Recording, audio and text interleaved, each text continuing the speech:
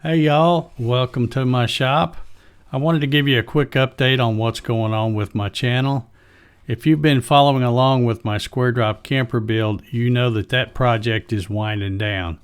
I still have several things to do to finish it up, but I'll probably only do one more update video on it when it is completely finished.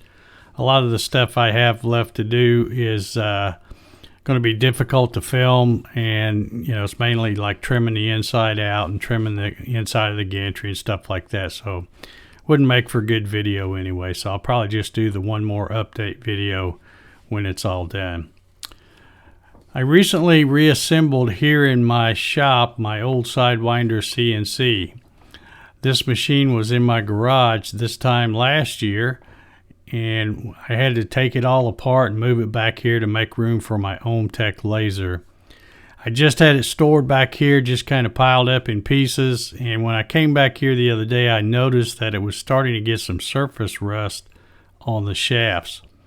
So I decided to clean up my shop a little bit and reassemble this machine, which is my favorite CNC. After I got it all back together, I started making a list of some upgrades and improvements that I wanted to make to this machine. So I thought, what the heck, I might as well shoot video as I make those upgrades and improvements, and maybe it will help someone who's going to build their own machine. Now I know what you're thinking.